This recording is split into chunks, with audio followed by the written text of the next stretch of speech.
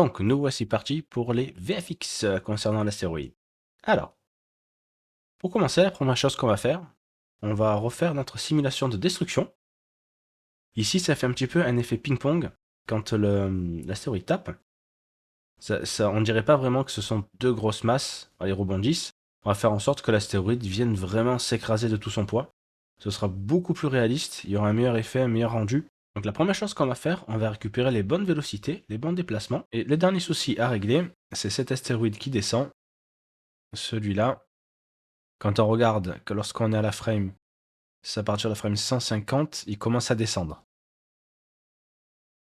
Ça va nous poser souci au niveau de la simulation, parce qu'on prend la simulation à partir de la frame 150 et il y aura la vélocité. Cette vélocité qui le fait descendre en fait. Et il descend avant d'être cassé.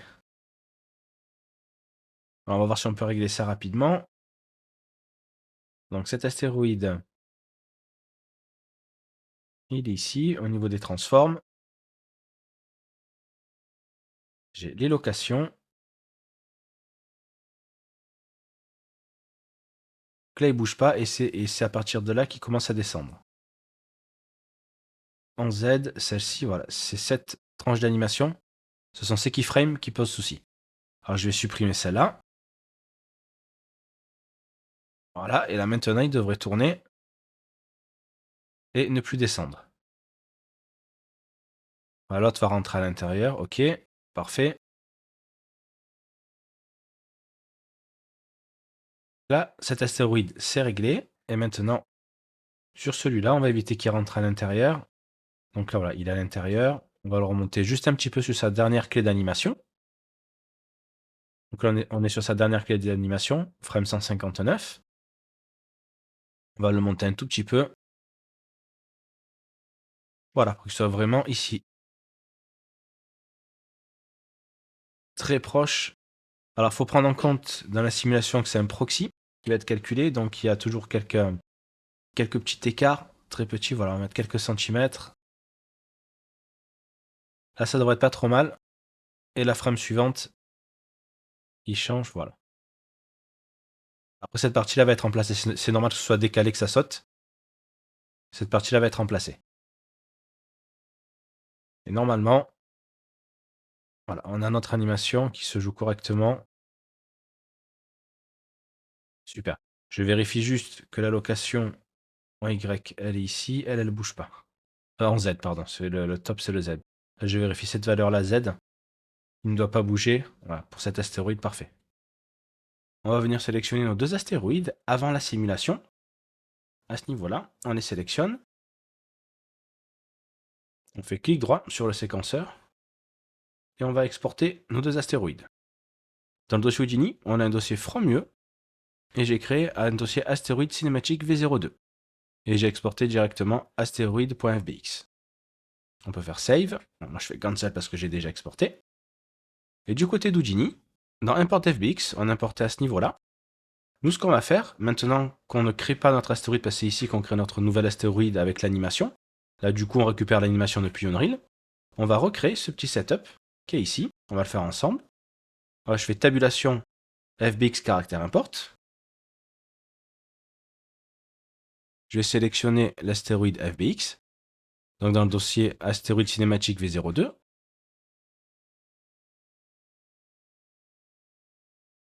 Bon, pour l'instant, il n'est pas animé, c'est que le skin. Je tire un lien, je ajoute un autre bonne déforme. Là, on va avoir l'animation. Comme ça, on récupère vraiment l'animation depuis Unreal. On aura les bonnes vélocités pour la simulation. Ensuite, je vais faire un Unpack. On va ajouter la vélocité, on va la compute. Je fais tabulation trail.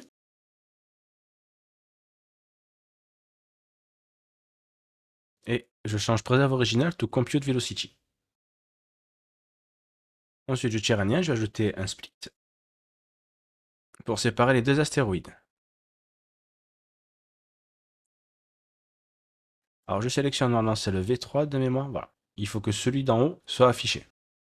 Alors je récupère le nul que j'ai mis ici, astéroïde, et celui-là ici. Donc à gauche, j'ai l'astéroïde qui va descendre, et à droite, j'ai l'astéroïde qui est en bas. Celui-là, on va le nommer astéroïde underscore A majuscule, et celui-là, astéroïde underscore B majuscule. Ça, j'en ai plus besoin. Maintenant, je vais copier le nul, je fais CTRL-C, Commande-C. Et dans les fractures, alors là, il y a du stuff en plus, il y a quelques nodes en plus, on va les faire ensemble.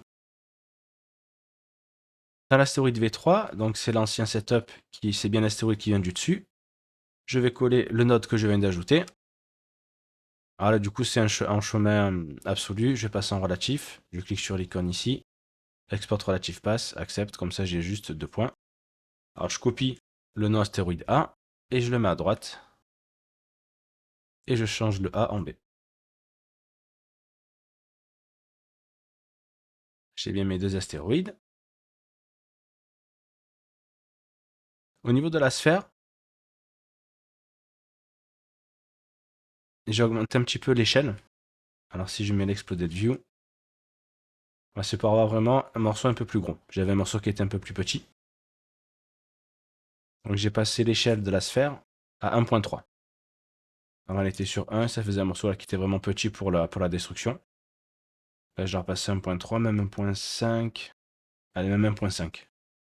1.5 c'est pour avoir ce gros morceau à détruire. Une fois que c'est fait au niveau du Keep Pieces, quand on sélectionne, donc là on est bien sur Pieces 1, on a bien le morceau qu'on va fracturer. Très bien.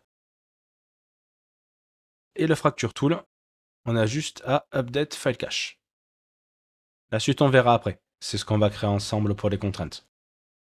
Pour pouvoir gérer manuellement les contraintes. Où est-ce qu'on veut que ça casse en priorité? Où est-ce qu'on veut que ce soit plus résistant? Terminé. On fait pareil pour le deuxième astéroïde. Donc là j'ai bien l'astéroïde B qui est en bas. Au niveau de la fracture, multi-boolean fracture, j'ai un morceau qui est assez gros, assez conséquent à casser. Pour les pièces à garder, parfait, j'ai la pièce. Puis si jamais ça s'inverse par rapport au nom, vous avez les noms ici. Vous changez de pièce, puis 0, j'ai celle-là, mais c'est pas celle-là qui m'intéresse. Celle-là, c'est celle qui va rester entière. Je peux que vous ayez ce souci au niveau des noms. Enfin, de mon côté, c'est PIS 1. Et au niveau du Fracture Tool, pareil, Update File Cache. Et ensuite, on fait juste un petit test. Alors, ces nodes, on les rajoutera après. On fait juste un petit test au niveau des Transform Pieces. Voir que la simulation se joue bien. Alors, ce ne sera pas la même que la mienne, c'est normal. Voilà. Là, vous voyez, il y a une petite erreur. Il y a un souci. Il y a les pièces qui volent dans tous les sens. Donc, généralement, je reviens et c'est juste le File Cache Update. Quand je refais un coup de Update File Cache, quelquefois, il update mal. Quelquefois, ça merdouille. Et le deuxième File Cache. Je teste à nouveau. Normalement, ça devrait être bon. Voilà, là c'est bon, ça fonctionne. Ah, ça fonctionne. On va mettre au début. Reset line simulation. Quelquefois, Gini est un petit peu embêtant sur ce côté-là. Voilà, tout part en morceaux, super. Là, la simulation, elle fonctionne. Alors, on n'aura pas ce résultat-là, mais c'est juste qu'on n'a plus de pièces qui volent dans tous les sens. Donc maintenant, on va pouvoir s'amuser avec les contraintes. Et je vous montre ça tout de suite. Alors, on va ajouter ce setup. Ces 3 nodes ici. On va commencer par le subnet. Donc je tire un lien, je fais tabulation subnet. Subnetwork. À l'intérieur, en input 1, j'ajoute un node unpack sur une seule itération. Ensuite, un node attribute paint. Celui-là. L'attribute paint. On va les modifier dans les attributes. On va changer, normalement on est sur mask par défaut. On va mettre constraint underscore strength. C'est l'attribut qu'on va peindre pour dire quelle contrainte va casser avant une autre. En fait, on va ajouter une variation dans la force des contraintes. Ensuite, sur brush, on va commencer. Donc, FG float, il est sur 1. Parfait. On va avoir ici Reset All Changes et l'attribut sur lequel on va peindre. Donc, nous, on va bien peindre l'attribut Constraint Strength. Je vais cliquer sur Reset All Changes parce que j'avais déjà fait des tests. En Paint Mode, on est sur Over. En Shape, on est sur Volume. On va changer, on va passer sur Fill. Et là, on est bien sur 1 en FG Float. Là, j'appuie sur Enter une fois le curseur sous la viewport. Lorsqu'on clique, voilà, il va remplir l'objet entier. Le but est d'avoir une valeur de 1 sur tout l'objet pour commencer. Là, on est en fil. Si je regarde au niveau des points de la géométrie spreadsheet, constraint strength, on est à 1 partout. Maintenant, je change. Je vais passer sur volume. C'est une valeur qu'on va multiplier entre 0 et 1. En 1, ce sera les contraintes les plus dures.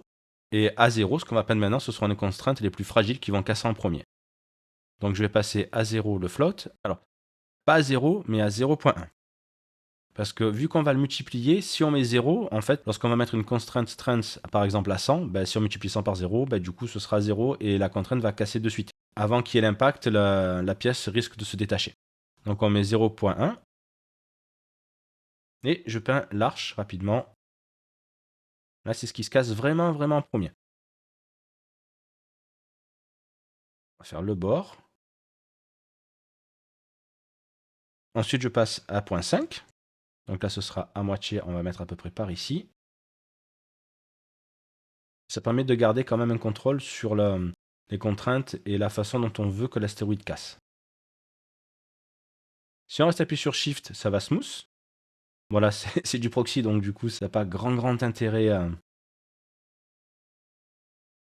fois qu'on a terminé, on ajoute un node pack. On va packer à nouveau la géométrie. On coche bien Name Attribute. Et on va transférer les attributs Name et le constraint strength qu'on vient de créer pour le récupérer par la suite. Un autre output. Je remonte d'un niveau. Ensuite, on a notre Adjacent Connected Pieces, qui est ici. Alors, on le verra après pendant les réglages. Là, j'ai mis Max Connexion 3, je vais passer sur 2. En Max Connexion 2. Ensuite, on va ajouter un attribut de promote. Donc, on tire un on met attribut de promote. L'original name, c'est constraint strength, qui est sur les points. Et on va le mettre dans les primitives. Et on peut delete l'original. On peut cocher delete original. Ensuite, on ajoute un attribut to angle. Alors, l'attribut to angle, alors je vais le reconstruire. Et dans l'attribut to angle, alors je vais copier-coller ce que j'ai mis ici. Au début, on va être dans cette configuration. Il faut passer au runover primitive. Et une fois qu'on a rentré le f-strength et les CHF et le CH-ramp, on va cliquer sur ce bouton. Et là, on va voir la rampe qui va apparaître. Je passe sur l'autre, c'était juste pour vous montrer les étapes. Donc là, on va indiquer le nom des contraintes GLU, c'est ce qu'on avait déjà fait avant, le type de contrainte all. On avait mis le f-strength avec cette valeur de mémoire. Là, je l'ai mis en commentaire. Et on va ajouter, donc f-strength est égal. Donc CHF strength mult, ça va être cette force-là qui va être multipliée par la rampe strength. La rampe strength, c'est celle-ci. Donc on la multiplie par le CH ramp strength ici. Et la valeur qu'on va multiplier, c'est notre constraint strength. Donc c'est ce qu'on vient de peindre dans le subnet. Pour l'afficher, parce que ce serait bien c'est de la visualiser, en cliquant ici sur visualisation, là je fais clic droit, on va avoir constraint strength, l'attribut. Il suffit de le cocher. Et il y a une valeur à rentrer. Ici, le mult, il est sur 1000. Dans la géométrie spreadsheet, on va avoir des valeurs. Alors, on avait mis 0.1, donc 10%, entre 100 et 1000. On a 280. Et lorsqu'on va bouger la rampe, alors parce que du coup, ici, je ne suis pas... Voilà. Là, je suis à 0, donc je multiplie par 0 ce qu'on ne voulait pas. On va le mettre à 0.1, la dernière valeur. Après, je vous donnerai vraiment les réglages que j'utilise. Voilà, on est entre 100 et 1000. On peut voir ici, en rouge, les contraintes qui vont être vraiment le plus solides. Et en bleu, celles qui vont être vraiment très fragiles, qui vont casser en premier. Ce qui va permettre de donner un effet d'écrasement, où on va voir la grosse masse qui va rester quasiment entière, et ce qui est devant vraiment va s'écraser petit à petit, on n'aura pas cet effet de balle de ping-pong ou avec des pièces qui partent d'un coup dans tous les sens. Ce sera plus cohérent au niveau de l'échelle, au niveau des VFX. Et si on veut isoler la valeur pour faire un petit check avant d'avancer, je tire un lien, je fais tabulation blast.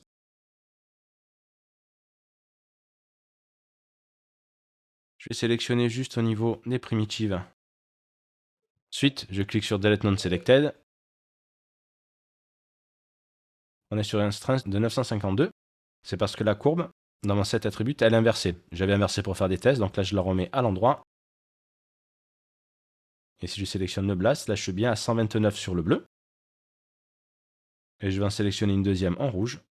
Donc là, j'appuie sur Shift, j'appuie sur Enter. Et là, je suis bien à 1000. Donc on a là en rouge à 1000 de strength et 129. Ça nous permet d'avoir une rampe, un gradient, pour détruire facilement nos constraints. Ça permet d'avoir un certain contrôle sur le FX. Bon, j'arrête de parler, on avance.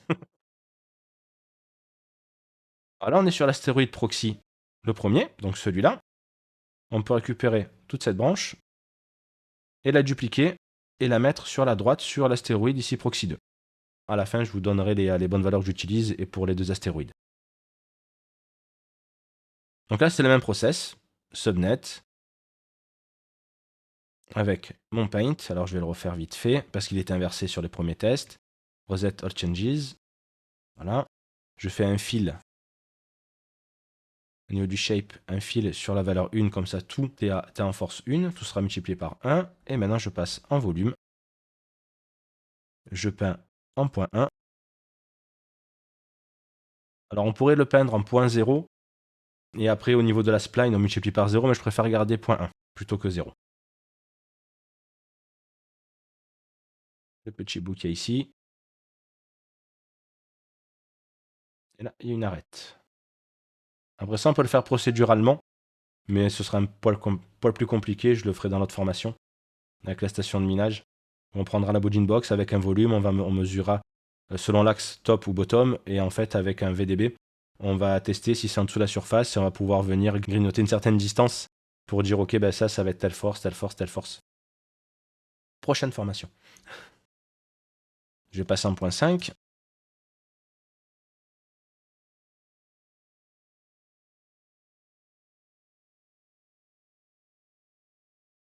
Maintenant, un Unpack, comme d'habitude, toujours à bien cocher Name Attribute et à transférer les attributs Name et Constraint Strength qu'on vient de créer. Il connecte à Adjacent Pieces, là je suis bien sur 2 max connexion. Attribut de promote, sur les primitives, Constraint Strength qui est sur les points à la base, on peut supprimer l'original. Et c'est le même attribut de angle qu'il y a là-bas. Alors on va afficher le Constraint Strength qui est ici. Super, donc en bleu, c'est ce où il n'y a pas de force, et en rouge, c'est là où ça doit casser, mais vraiment en dernier. Et si maintenant on regarde au niveau des constraint strengths, alors, pas constraint strengths, mais strengths, parce que du coup, la constraint, c'est l'attribut qu'on a peint juste avant, et lorsqu'on sort de ce attribut de Wangle, c'est l'attribut strengths. Donc là, il est bien coché, et si on bouge les curseurs, on va voir, voilà. On va pouvoir bouger les forces, on va pouvoir tweak. Alors, c'est beaucoup d'itérations, donc je ne vais pas tout enregistrer sur les itérations. Et quand j'ai une itération qui me semble assez bien, ben je partagerai les valeurs que je mets au niveau des clés. Un détail, ici on est sur strength mult 100, ce qui veut dire que le strength va entre 0 et 100, parce qu'ici je suis à 0, donc si je le monte un petit peu, si je le mets à 0.1, ce sera 10%. Donc là je vais être sur 10. Ce qui veut dire que lorsque je vais visualiser le strength, il faut ici changer au niveau du visualiseur. Strength, quand on clique sur le crayon Edit, là on est entre 0 et 100. Donc là si je passe à 1000, ça ne marchera plus. Il faut le changer ici aussi, le passer à 1000, minimum, maximum, pour avoir cette rampe. Alors après on peut normaliser la sortie, mais ce sera dans la prochaine formation. On ne s'embête pas avec ça pour l'instant. Maintenant, on a nos contraintes. Il n'y a rien d'autre à changer. Je vais faire un essai. Alors quand même un petit reset sur le .NET. Quelquefois quand on bouge la curve, les modifications ne sont pas prises en compte. Il faut faire un reset sur la simulation, sur le .NET. Donc nous revoici pour les réglages finaux. Voilà un petit peu ce qu'on obtient. On va la passer au ralenti. Et après on changera de caméra. Ici on rentre dans l'astéroïde au niveau de la caméra. Après on changera de caméra dans Unreal. Alors ce qui est intéressant, lorsque l'astéroïde va frapper, on va avoir l'impact. Sur l'astéroïde du bas, on va commencer à avoir des fractures qui vont descendre, se propager, des pièces qui vont sauter et une grosse fissure qui va se créer. Comme on avait au tout début sur le plan des VFX qu'on avait planifié. On descend. Voilà, du coup ça se fracture ici petit à petit. Pour l'instant, je suis sur l'astéroïde du bas. On a ce morceau ensuite qui se détache. Et on a la fracture qui descend. Ici, là, la craque. Je la mets une dernière fois. Et ça donne vraiment l'effet de masse. Vraiment que c'est un gros astéroïde, c'est pas juste une petite balle de ping-pong. Et sur l'astéroïde du haut, on a à peu près le même effet. Lorsque l'astéroïde du haut va toucher, d'abord il détruit l'arche, ensuite on va avoir une première grosse fracture qui va venir jusqu'ici. Et on va avoir ce morceau ensuite qui va se détacher, qui va partir sur le côté parce que justement il y a toute l'arche en fait qui va venir percuter au centre. Voilà, là on a tout ce morceau qui se détache et qui part vers le côté.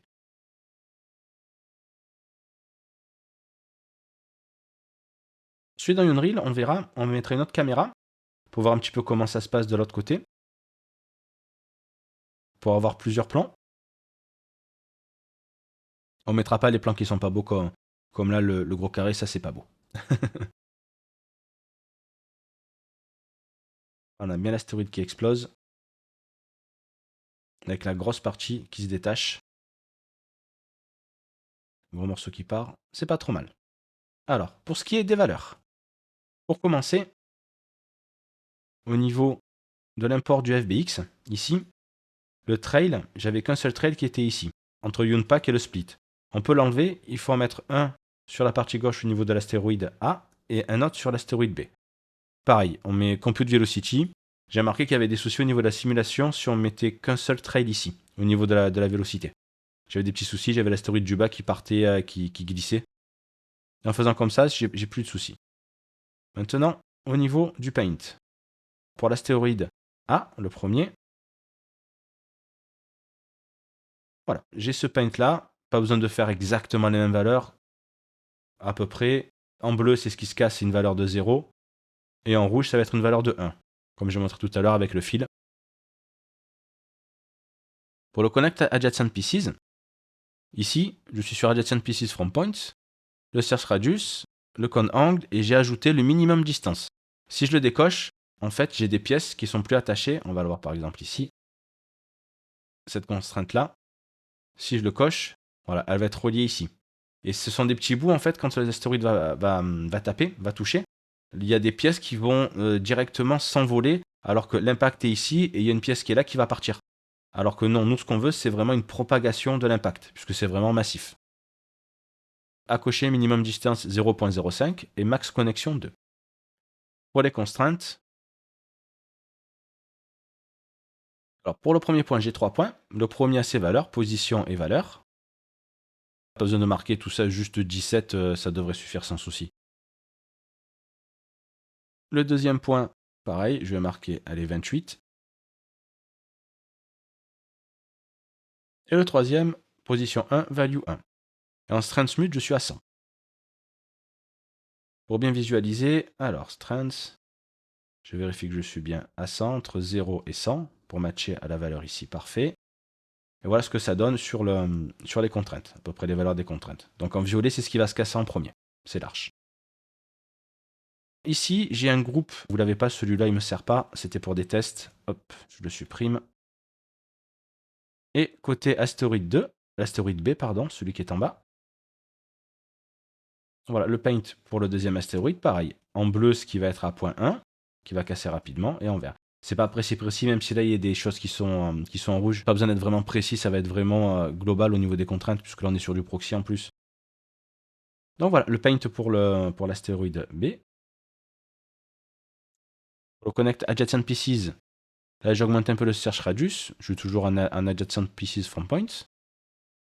Max Search Point 38, j'ai laissé Con Angle, pareil, j'ai coché Minimum Distance, 0.05 et Max Connexion 2.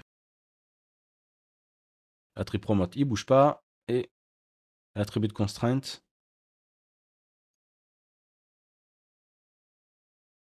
je suis toujours entre 0 et 100, c'est bon. Alors, le premier point. Le premier point, j'ai mis en position 0.52 et la value 0.001. Le deuxième point, position, je vais le mettre en 0.75, en value 1, et le dernier, pareil. Dernier value 1. Ça donne à peu près ça. On voit bien toute l'arche en violette qui va casser en priorité. Pensez bien, une fois que vous avez modifié la vélocité, ici, d'aller dans les Fracture Tools, et de faire Update File Cache pour les deux astéroïdes. Comme ça, la vélocité va être update aussi au niveau du RBD Solver, au niveau de la simulation. Reset.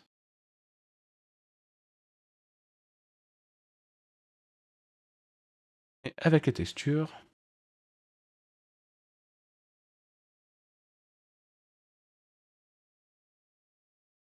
on a pas mal de petits morceaux, on a bien cet effet d'écrasement. Maintenant, on va traiter nos faces internes avec les UV. Tous ces UV qui sont cassés, on va les réparer.